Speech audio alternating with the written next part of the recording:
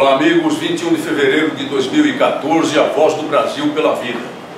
Amigos, se observarem com atenção o panorama internacional, o Brasil não é exceção, por parte daqueles que querem impor as legislações pró-aborto e pró-eutanásia, e lembrem-se dos comentários feitos no último dos nossos programas a respeito da nova legislação de eutanásia de crianças lá da Bélgica, esses que propugnam por isso sempre falam que nós enxergamos fantasmas, que na verdade esse tipo de legislação é legislação humanitária, porque visa a permitir a extinção do sofrimento insuportável de pessoas em situação terminal de saúde, ou permitir que mulheres, digamos assim, entre aspas, vítimas de gravidez indesejável, sofram todos os problemas sociais derivados de levar essa gravidez até o final sem condições de criar um filho, ou então mesmo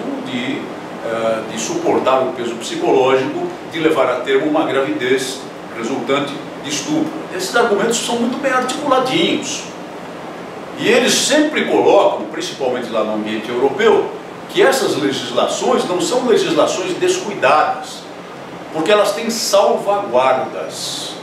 Elas têm salvaguardas suficientes. No caso da legislação de eutanásia de crianças lá da Bélgica, lembram-se das salvaguardas? Precisa haver a permissão dos pais. No caso da Holanda, tem uma idade mínima, a idade mínima de 12 anos para a própria pessoa poder se manifestar a esse respeito, que seria, digamos, uma idade de discernimento, uma idade em que se admite o discernimento. E no caso das legislações de abortos, geralmente tem os limites cronológicos, como salvaguardas principais. Em alguns casos, exige-se parecer de médico, exige-se parecer de psicólogo, como se tentou colocar, ou melhor, como se colocou no anteprojeto de Código Penal, que foi felizmente rejeitado pela Comissão Especial do Senado, presidida pelo senador Pedro Táxi. Boa hora! Vamos ver como funcionam essas salvaguardas em casos práticos.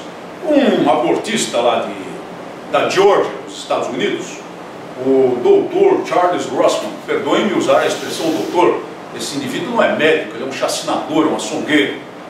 Mas ele era médico lá na Geórgia em 2003 e tinha permissão para executar abortos. Ele mantinha uma clínica, como se fosse possível utilizar a expressão clínica para um matadouro desses, mas a expressão oficial é essa. Lá nos Estados Unidos ele mantinha uma clínica autorizada de abortos, e nessa clínica ele deveria fazer os abortos de acordo com as salvaguardas da lei, principalmente a questão do limite cronológico do aborto. Depois de um certo tempo de gravidez, a legislação local não mais permite o aborto, como com variações acontece nos Estados Unidos.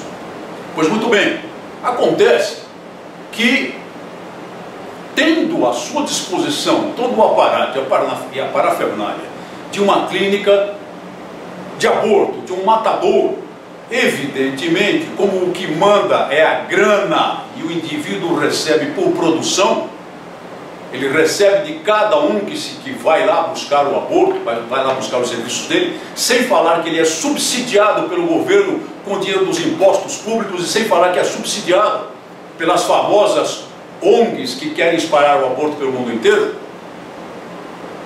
Naturalmente, passa pela cabeça do indivíduo, que já não tem mesmo extração moral, a ideia de ganhar mais do que já ganha, de enriquecer muito mais rapidamente do que vai enriquecer executando a chacina de inocentes no ventre materno.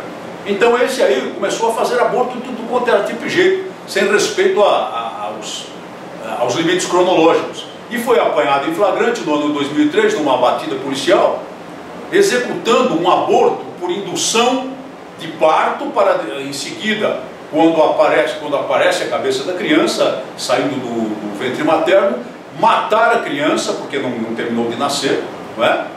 E fazendo tudo de maneira a, se necessário, alegar que não está realizando aborto nenhum, pelo contrário, está ajudando uma paciente a dar à luz. Mas o caso é que ele foi apanhado em flagrante, conseguiu fugir da cena do crime, permaneceu 10 anos em fuga e agora foi preso e extraditado para os Estados Unidos, para o estado de origem, a Geórgia, onde vai responder pelos crimes praticados. A salvaguarda, senhoras e senhores, não tem significado algum para começar em termos de lei moral. Não há salvaguarda nenhuma aceitável, porque a vida humana começa exatamente no momento da fecundação. E uma vez iniciada, ela é inviolável, ela deve ser protegida e nunca perseguida, nunca extinta, nunca objeto de chacina no ventre materno. Então nós não aceitamos a ideia, sequer a ideia de salvaguardas. Nós não aceitamos sequer a ideia de que a qualquer momento que seja, a primeira semana, terceiro dia, segundo dia, seja lícito eliminar uma vida autônoma, embora dependa, evidentemente, do ambiente do ventre materno para o seu desenvolvimento.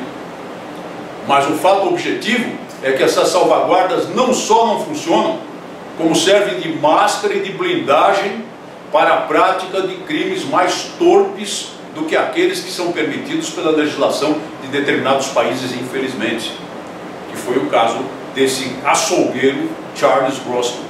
Esperamos que pelo menos ele cumpra uma pena pesada, e as penas costumam ser pesadas no ambiente criminal dos Estados Unidos, mas que sirva de lição para aqueles que ainda acreditam que seja aceitável moralmente estipular um limite cronológico, ao mesmo tempo que se estabelecem salvaguardas para evitar que atos como esse sejam praticados. Há uma enquete sobre o conceito de família no portal da Câmara dos Deputados por uma razão. O relator do chamado Estatuto da Família fincou o pé no conceito de família como originário na união entre uma mulher e um homem, que é o conceito constitucional brasileiro, subvertido recentemente por uma decisão do Supremo Tribunal Federal, o maior agente da revolução cultural do nosso país. Mas o deputado relator, sabiamente, reinstala na lei o conceito, exatamente para provocar uma situação que combata a decisão do Supremo, que na verdade foi reescrever o artigo 226 da Constituição da República. E aí vem a celeuma, né?